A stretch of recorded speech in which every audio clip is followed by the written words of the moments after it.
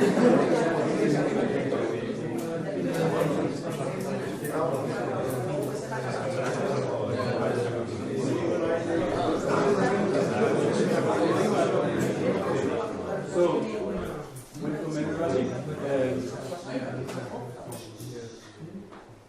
everybody. So before the seminar today, just a little remark. So the seminars this year will be as usual at 3 p.m., not at 12. Today is an exception. And so the speaker today is Przemyslaw, which all of you know, and it doesn't need much of an introduction. Please, Przemyslaw. Okay, thank you for inviting me. I guess all of you knows me already. So I'm going to present a work which we done together with Victor. The title is Heterogeneity Shapes Groups Growth in Social Online Communities. And the object of the study here is in general a system of many elements with associated counters.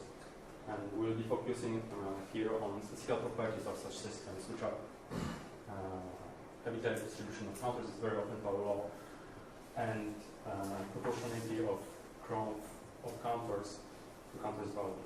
Well, this may sound a bit mystical to you, but I guess I'm pretty sure that you know Sisyphus law, you know Pareto distributions, and you know parallel distribution of degrees in networks. And this is all of those examples of which I just told about. These are examples of system of many elements with those statistical properties. For those of you who does not know what I may refer when I'm talking about elements and counters, here are the examples, right? So, as I told, Sisyphus law is for frequency of words in text, and it says that frequency of words in text. So how many times does the word appear in text? It has this parallel distribution. In this case, elements are unique words in text, and counters are how many times does the word appear in the text. Then the same kind of system distribution of city sizes. So again, it is a power law, and elements in this case are cities, counters population of cities. And last decade, there was an outbreak of network science. There were many power laws found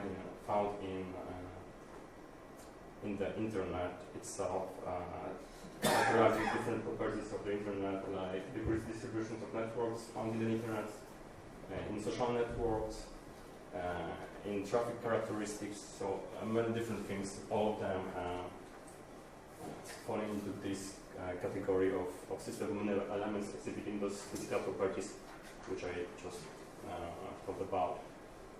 So elements in this case are websites, users, and counters number of links to website, number of friends which user have in some kind of social online platform, or number of hits a web receives, and many others. So just to give you a view on how does habitat distribution look like, here you have like 12 of them for very different systems, like port frequencies. So the example which I told about is a local scale plot of distribution of word frequency, so how many times word appeared in the text. As you can see, it's a line, so it's a power law. In other cases, it's not exactly power law, but at least it's habitat. So it's habitat. It has a habitat. So it's for word frequency, for population of cities here. That's how it looks like. Then web hits are here, and as you can see, there are many other things. So, for instance, I don't know how many sales got a book, and different books. So there are many books which got just few sales, and just few books which got many sales. Or in terms of cellular phone companies, how many calls does the customer receive? Did the customer receive over some kind of periods of time? Okay, so all of those systems, they exhibit the same law, let's say, habitat distribution of some kind of counter. And the other property is, as I told, growth of counters. In this kind of system is usually found to be proportional to counters value. And here we have an example for social networks, different online social networks, Flickr, Delicious Answers, and LinkedIn. And in those two, you exactly found exact proportionality. So the power here is 1, here is also 1 of growth. Well, this is edge probability, but basically this can be proportional. You can think about it as something proportional to growth. But what is it, edge probability? So well, in this case, it refers to Grabowicz model. So preferential attachment model. It's a probability that edge will be connected to a node of this degree. Okay. And well, if you multiply this edge probability by the number of edges you introduce to the system each time step, you will get average growth of a node of degree d, right? So that's why I think this growth is proportional. It's found to be proportional in the system to the counters value. By counters, I mean in this case degree of nodes. Okay, but you have to be cautious with those things because this is not for a single node. These are averages over many nodes. That's why I think it's tricky. And well, I will come back to this later on. I'll be talking about this all the talk about this, so you will have a chance to understand it better. And also the same thing was found for cities. Here the growth is normalized by city size. That's why it's a flat thing. That's why it's not a line like here. But basically it's showing the same properties. Growth kind of proportional to counter value. That's what was found for cities. Okay. Well, it's not always exactly proportional phenomenon here. I don't know if you can see it, but the exponent here is 0.6, 0.9 here in this case. But at least it's growing with counters value with degree in this case, right? So this is the object of the study and the things which I'm focusing on. And now, of course, there's a question: where does properties coming from, or what is the mechanism beyond that? And one of the answers was that they are coming from preferential growth mechanisms. And there were already many different models proposed to model this kind of system, like Simon model for growth of text, of written text. So the example which I just told about at the beginning, Grabowicz model for growth of networks, then Kibrat's law, for instance, for cities. And, well, I'm sure most of you already knows about preferential growth, but basically, if there's anybody who doesn't know it, so then it's really simple. I mean, preferential growth, the mechanism behind this, it says that counters of elements, they grow faster the bigger they are. So big counters get even bigger.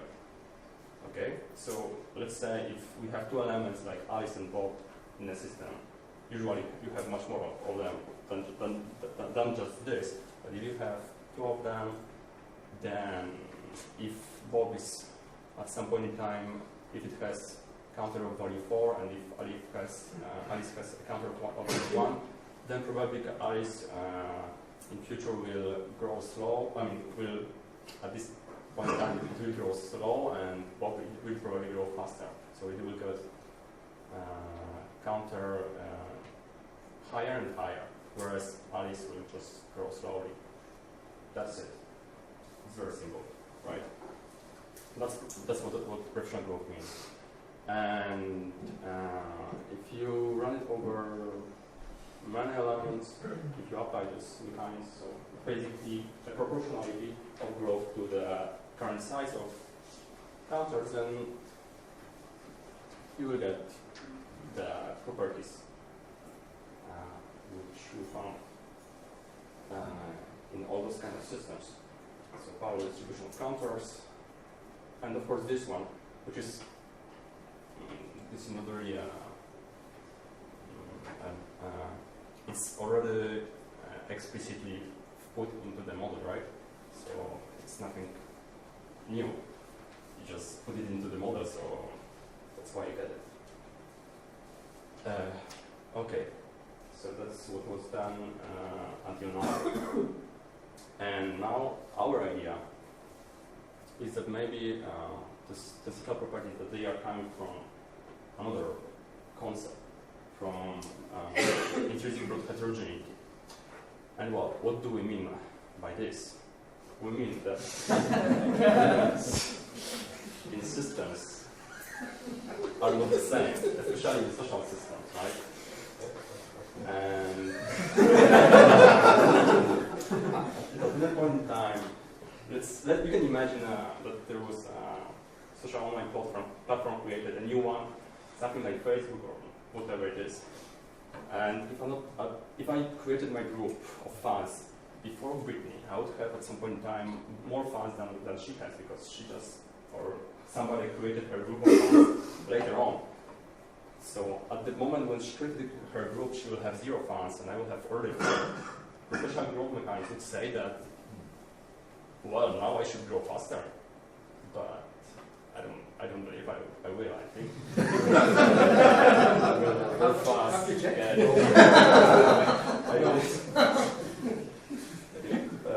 But yes, that's what I believe will happen, right? And maybe after some time I will get another fan, but probably will happen. So there's not really much chance to win with her.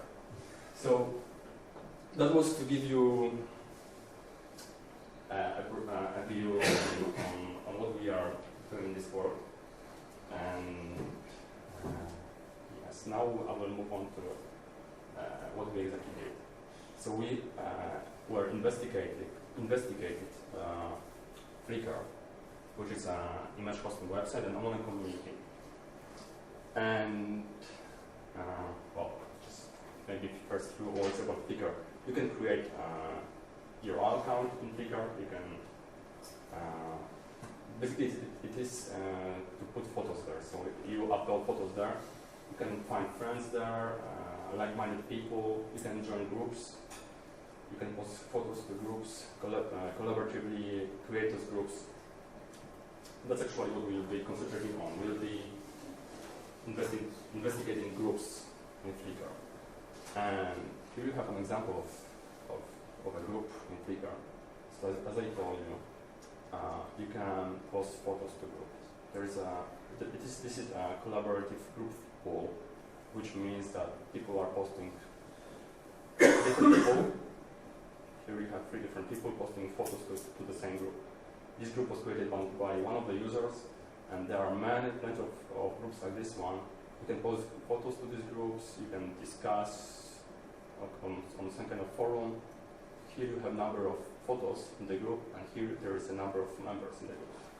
We will concentrate only on number of members. So this picture just to show you what are groups in Flickr, but what we will be concentrating on are only members. We gathered data about over 260,000 groups in Flickr, which is over 50% of all groups. And here you just have an extract of mine groups in Flickr. So like 30 of them, and there are different groups in Flickr. There is this Mallorca group which I just showed you 2 minutes ago. So there is a group group about Warsaw, there are many groups about places, there are groups about some features of photos like catchy colors, for instance, right? And you can see that it's quite a big group here. It's 90,000 people there. There are groups about night images, it's quite big as well. So, all different things. Photography of skies. Unfortunately, this one is not very big. Okay. So, in our case, elements, which I mentioned at the beginning, are groups. And counters, associated counters to those elements, are number of members those groups have. I will call this size of a group, okay? When I will refer to size, I will mean number of members. Alright, so just maybe let's skip from photos to figures. We checked what kind of properties those groups have in this system. And we found that first of all, group sizes are distributed with heavy tails. This is not really a power law, but this picture is similar to the one which I showed you at the beginning, right? So Fat-tail distribution of group sizes. It is there. And also what we found is that average growth of groups as plotted as a function of group size, it's also it also gives a proportional behavior. So again, the same property as for the other systems I told about. Okay, but also what we did. That's where statistics for all those 260,000 feature groups. So we took all of them and we just did those statistics, right? Now we took a sample. We had a smaller data set for 2,000 groups, and we were following them day by day, what their size is, how many members do they have, and we did it for over a year. Okay, and here I'm plotting, I don't know, maybe 20 of them from this data set. I'm plotting here what's the groups, what's their size over a period of 1 year, right? And what can you see here is that first, there are many cases where actually initially smaller groups like this violet one, they actually grow faster than the bigger ones. So this is kind of different what we would expect for preferential growth, right? This is kind of those. Sorry, this is time? Yes, this is time. So this should be exponential. If the growth is proportional to the size, then it should be exponential, not linear. Yeah. Well, usually it's even more complicated than this because usually you also have you don't have only proportionality. You also have normalizing factor, which is growing with the size of the whole system, and that's why you don't get, like in Grabowicz-Albert model, there is a proportionality there, but there is this normalizing factor which makes that nodes didn't get exponentially growing degrees. They have like degree in Grabowicz-Albert model. I think it grows like a square root of time. My point was that I don't but this is the relationship between this and the previous plot. The previous plot was plotted with respect to this one. This one. Okay, yeah. Okay, that's a good point. Understand you now. So, well, this is not for again. This is average growth, but for all different groups, all different elements put together. It means that you cannot draw a conclusion about single group from here.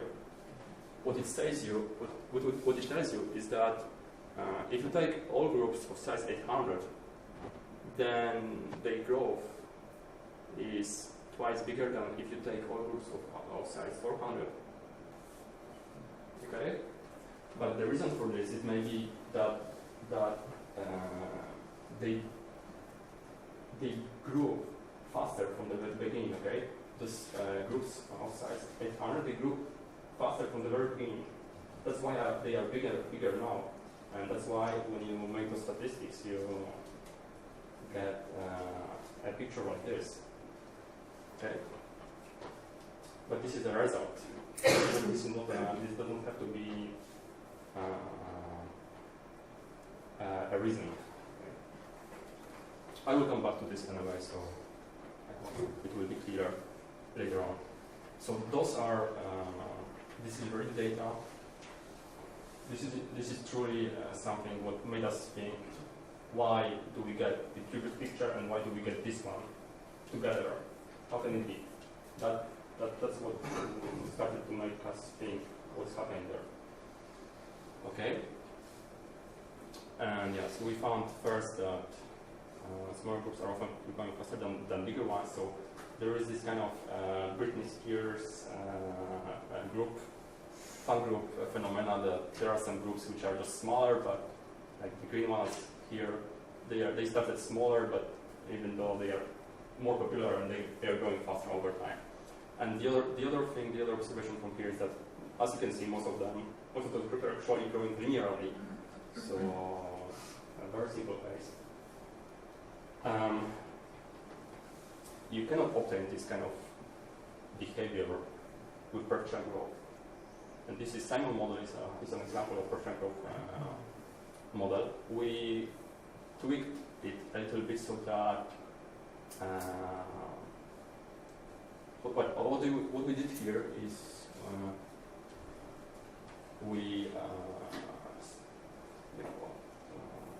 so we started with a group of these sizes, and then we ran Simon model, and we were looking at how do they grow. And it turned out that less and more groups of the different sizes, they are spaced evenly.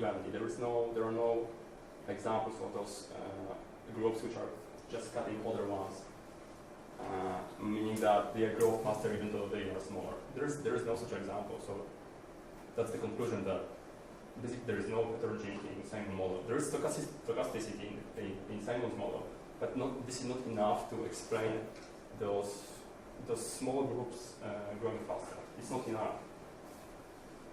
And that's what we tried to say here. So that's why we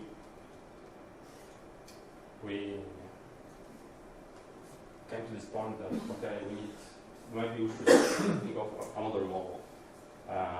We got those two statistical properties of interest. But also we got that groups in particular are heterogeneous. And that's why we end up thinking about another model. And the model which we came to is the simplest possible, really the simplest possible. So it is totally based on the data.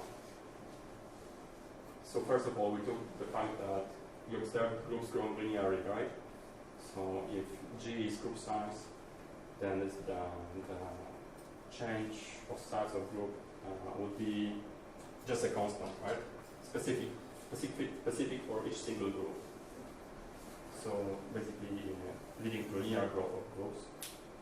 And the heterogeneity, we put it into the model, assuming that those alphas, we call them here attractiveness, but it can be called whatever you want, fitness.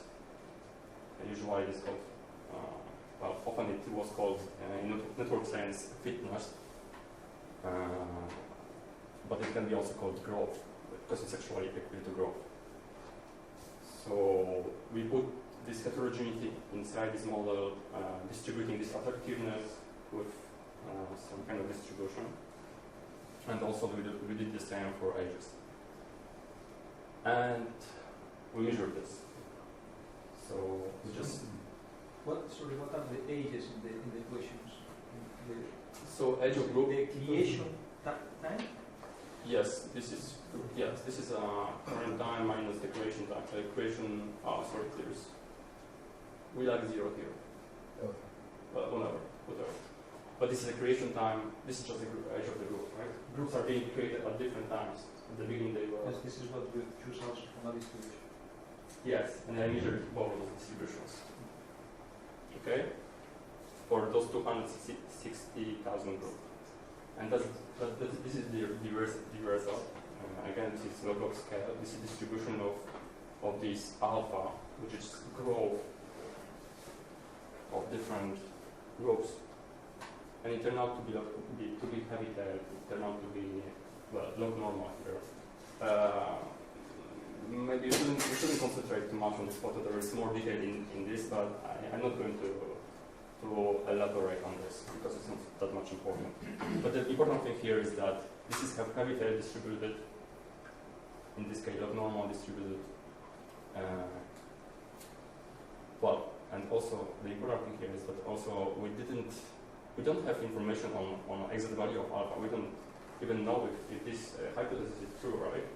So what we did is we estimated alphas based on 6 weeks of observation for those 260,000 groups. We don't know how those groups were growing from the very beginning. We don't have this information. We have only information for a period of 6 weeks. What was their size? Okay, so based on this, we estimated values of this attractiveness, and we found this distribution. Then we did the same.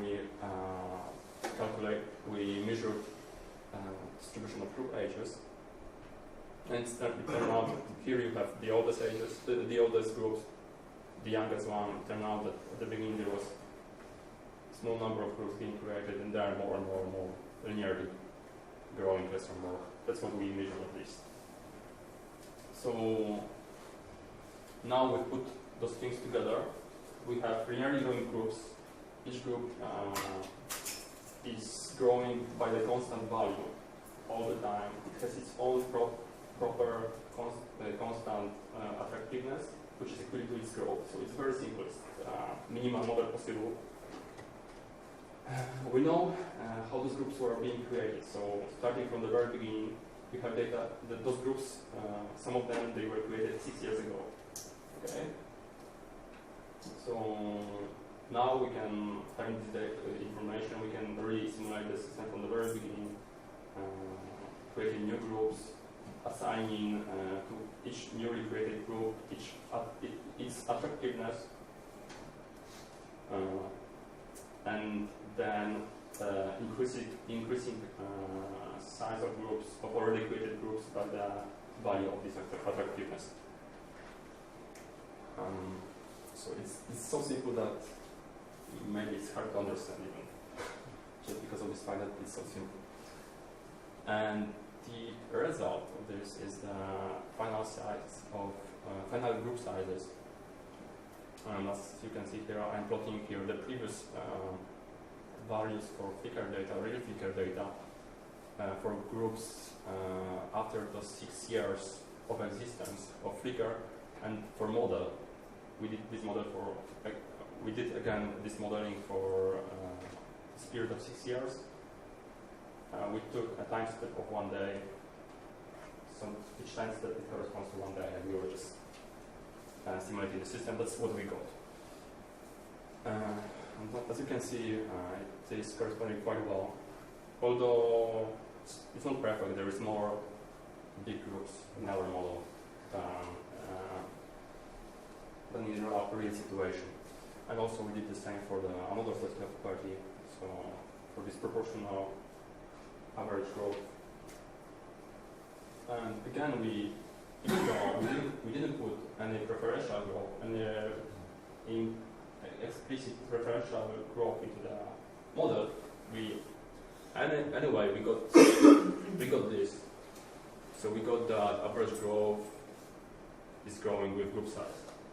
Why? Because groups of big size, of large size, they were growing from the very beginning with. They were growing fast from the very beginning. That's why they are here right now, and that's why they exhibit high growth. And smaller groups, they exhibit smaller growth. Okay, but this is not a this is not a proof of preferential growth mechanics because we are not using it at all. Okay, and just now we showed that we can obtain those two statistical properties. We can also be obtained by preferential growth mechanics. And now we want to show you that okay, in some respect, our model is actually better than preferential growth because preferential growth mechanics. Again, it's as an example, we take same model for the purpose of comparison. Preferential growth mechanics leads to strong correlation of agent size, and this was already found a long time ago, 10 years ago. Haberman and Adami they criticized Barabasi-Albert for their Barabasi-Albert model of networks for this fact that there is strong correlation of agents and size. In terms of networks, it would be degree. And also, they claim that in real situation, you don't really find this kind of strong correlation. The strong correlation, it means that if there is some big element in the system, then it's probably also odd. That's what this strong correlation means, and that's how it looks like in preferential growth mechanics model. You can see it. This is actually like this. But in real situation, if element is big, it doesn't mean that it's odd. It can be. So here is size, right? So here there are big elements, and they are quite young, right? They have only 500 days. Also, there are some elements which are old and big, but this is not a necessity. In Simon model, it is a necessity. In heterogeneity model, as you can see, heterogeneity model is corresponding to the real situation quite a lot. And also, the other problem of the heterogeneity model is that it's heterogeneity, which I tried to show to you with those curves of groups, smaller groups growing faster than bigger ones. But now what we did, we put all this together. We wanted to show it somehow statistically that there is really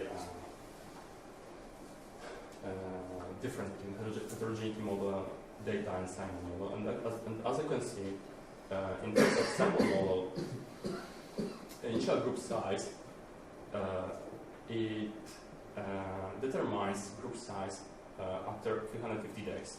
So here there is initial group size. Here there is group size after 350 days, so after a year almost. And as you can see, for Simon model, it's almost a line here. Whereas for heterogeneity model, it's very different.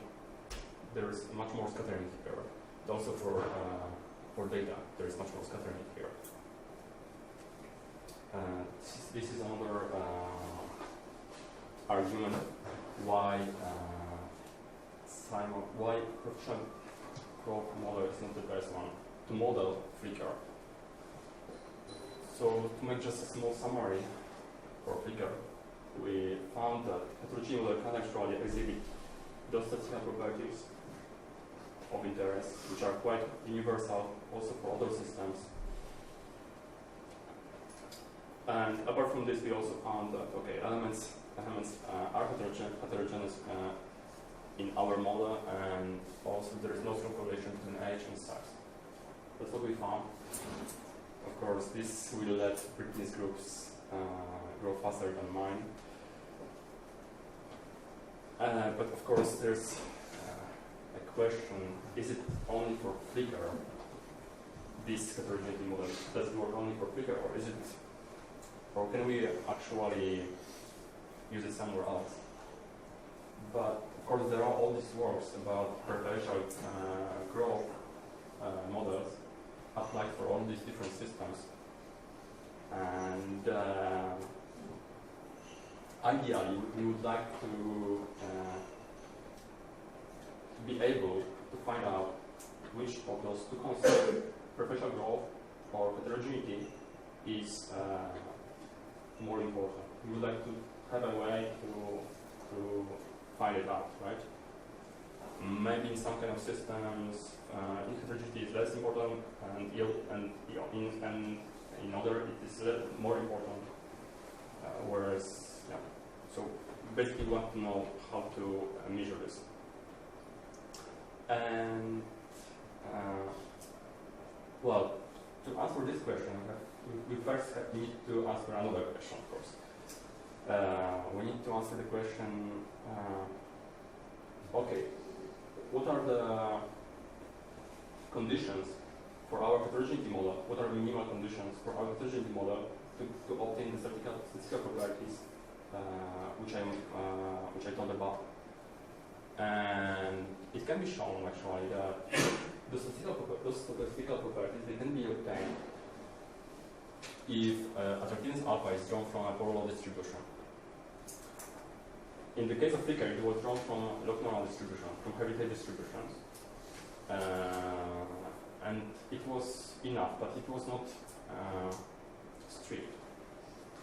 There was no power law in group sizes, and there were some deviations also in average groups growth. But if attractiveness alpha is drawn from polar law, then exactly those things are hold exactly. The other condition is that the growth of elements need to be of this form. And as you can see here, this form is actually more general than the previous one. And also, it introduces this factor, right? This is elements counter. So you can think of it as a size of element, maybe. And this is the time. This is something that corresponds directly to preferential growth, because now, if m is not 0, if it is 1, for instance, then you have exactly the proportionality of growth to the current value of counter, to the current size. Okay. But anyway, whatever m and n are, independently of on those two parameters m and n, if attractiveness alpha is drawn from polar distribution, then already we don't care about m and n, because this and this parallel distribution, it already hits our parallel distribution of counters and the average growth of counters percent of counters value. So the two statistical properties which we care about. So there is quite much freedom in this heterogeneity model. And it is enough to have parallel distribution of attractiveness to get those statistical properties. And on the other hand, preferential growth models, they can be in mean field approach. They can be described like this. So now you don't have different alphas. You have just one alpha here, which is a parameter. So just one value of alpha. It is not. It is the same for all the elements. And then you have m and n here, and those m and n are, well, they are in most cases equal to 1. In Barabasi-Albert model, this equation looks like this. So alpha is equal to 0.5, m and n are equal to 1. In Sistemas model, there is a parameter p, which decides. Which controls the exponent of power law, but at this point it is not that much important. Anyway, there is one parameter p, and again m and n are equal to 1. In Gilbert's law, the parameter n is equal to 0. And well, this as you can see, this equation is of the form which I presented in the previous slide. So it is a chance for us to this equation is a chance for us to put those two concepts together: heterogeneity and preferential growth. And here you have this comparison of the intrinsic models. So again, heterogeneity model it leads to the same statistical properties. They have the two same features: power law and disproportionality. On the other hand, they can be described with the same formula, but with different parameters. For heterogeneity model, you need alpha distributed as a power law, or at least as a cavitate. For preferential growth models, you need M&N far from 0. And you need alpha having some spike distribution, right? Equal to some value, or in real situation, probably this won't be one value, of course. This will be some spike in distribution, let's say. So no alpha. And of course, there are very different concepts behind those models. Behind preferential growth model, there is concept of preferential growth, and behind heterogeneity model, there is concept of broad intrinsic heterogeneity. And well, now if we had some real system, we could actually measure those two parameters, M and N, and we could measure all those alphas, if only we have enough data. The solution of the previous equation is very easy, just an integral. If M and N are not equal to 1, then this is the solution. It's not really important that, this is the solution. In the real case, M and N won't be exactly 1. Can be 1.001 or whatever, but in any case, you won't ever get this exactly. So this formula is actually what to find in this situation. And now, if you have a system with statistical properties and you have a system where you see power law and you also see that growth is proportional to the size. Then you can, and if you know exactly how each element was growing from the very beginning, this is quite much data. But it's possible to have this data, for instance, for social networks. If you know how those elements grow from very beginning, different elements, then you can directly feed this formula to each of those elements. Parameters M and N, they are shared for all the curves, right? Because they are responsible for describing the mechanics. Parameter alpha is specific for each single element.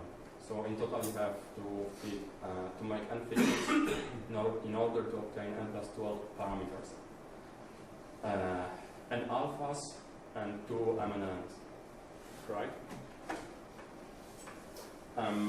From this point, when you obtain the values of element, you can assess what's the importance of preferential growth. If M&N are far from 0, then preferential growth does play a crucial role in shaping statistical properties of the system. If alpha is heavily distributed, then heterogeneity plays an important role in shaping the statistical properties of the system. And in particular, I guess that would be the most common case. Both those concepts can be responsible for properties of the system. They can actually live together. M&N can be equal to 1, and alpha can be heavily distributed together in one system. Okay, so we arrived to the summary. So first we showed that heterogeneity model can exhibit statistical properties universal for very many systems. When elements are static counters, which are overall distribution of sizes and average growth rate proportional to the size. And then we also showed that heterogeneity model does not exclude preferential growth mechanisms. They can actually they can exist together in a system, and they can shape together statistical properties of the system. We found a way to measure the properties of each of those concepts in the system. And of course there are open questions like, for instance, how to measure those n plus 2 parameters, because we need to make n fittings to n curves. However, 2 parameters, to find n plus 2 parameters, however, 2 parameters are shared between all of those curves. So there must be some we need to find out what's the best way to do it. That's not we don't know yet how to do it. What's the best way? And then we of course need to run numeric data to see if it actually works, if it is really something important. And well, that's it.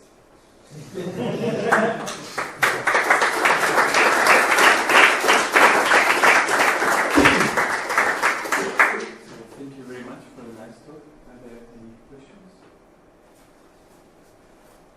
Have you started to do this this fitting for Flickr at least? Yeah. The thing is that we only have. I told you that we have data for data sets of few thousand groups. We know exactly how groups are growing day by day for a period of 1 year or even more. But this is only a subset, small subset of all groups. We don't have this for all those groups. Have you done this for 200 groups? No, I haven't. Not yet. Yeah, but this should be done. Sometimes in the data it has like singularities, you have a sudden growth. Yes, right. We don't. That might also mean that alpha is not constant in time. Yeah, of course it is not. This is a cruel assumption. It's a very strong assumption. But we wanted to show that even if we use this kind of really strong assumption, we still can obtain something valuable. You're totally right.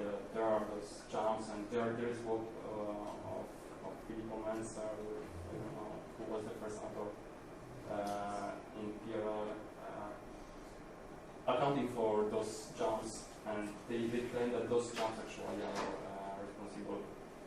I was talking about this work in the session. That those jumps are actually responsible for statistical properties of systems. What's about the websites? Huh? What's about the websites? Yeah. Growth of popularity or evolution of popularity? I don't remember that now. The problem is that the activity, so this alpha is probably something that can decrease in time. Not only. Yes, there are much more things than this. I mean, it can decrease. Well, you don't know really. It can change. It can be changed. The popularity of an object can be changed. Something can happen, and then people are not more interested in something. That's for sure. But also, if you are referring to saturation, are you referring to saturation? What? Saturation effect or something like this. Well, saturation. I mean, it may happen that, for instance, Britney Spears start to work very badly in the small. Okay, so after a while, they will be unequal in that two photos. So you refer to sudden changes in popularity.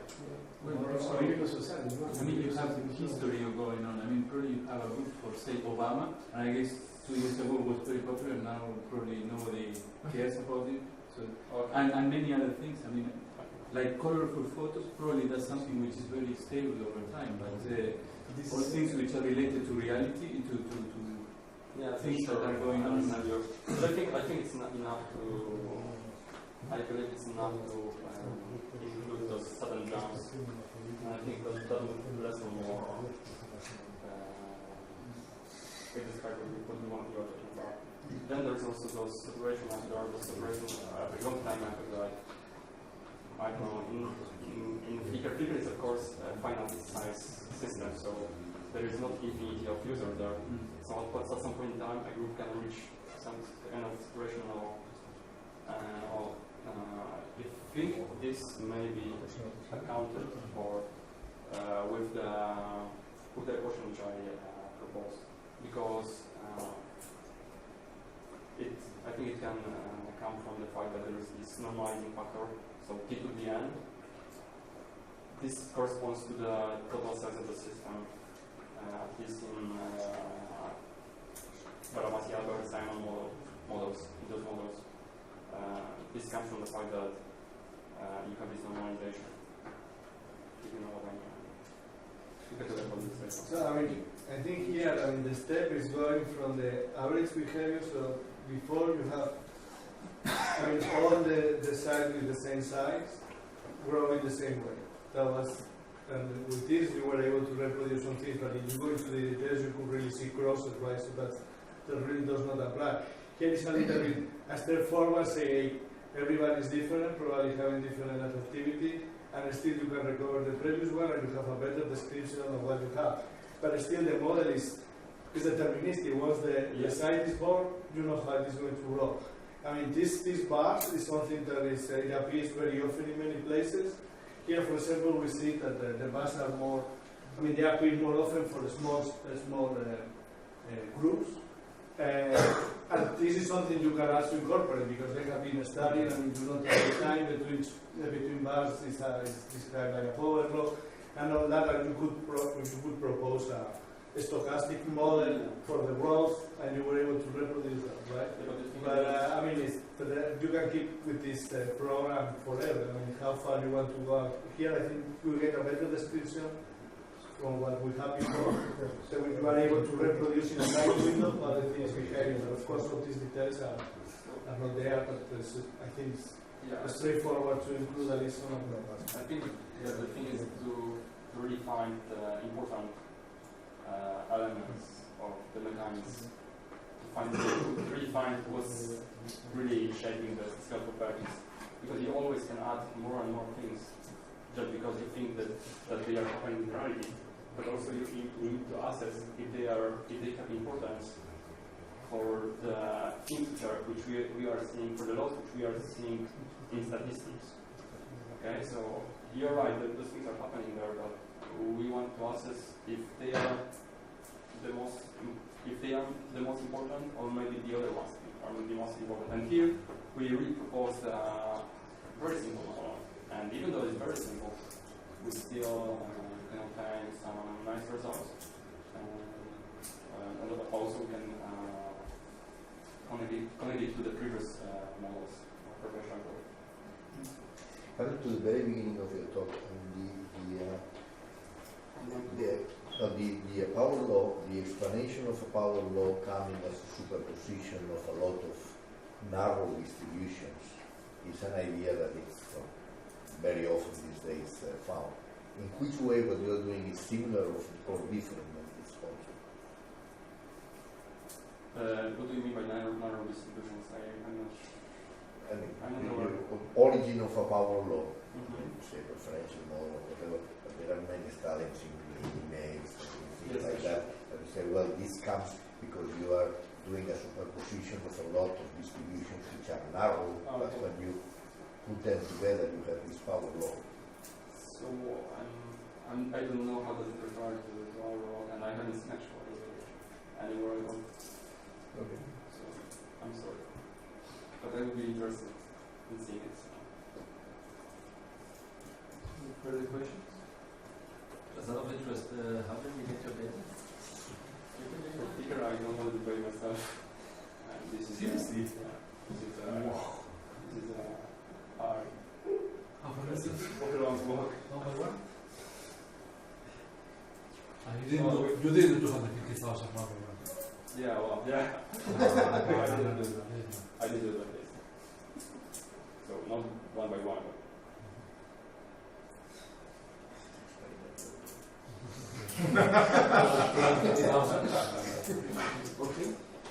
So the Data collection. can check it again.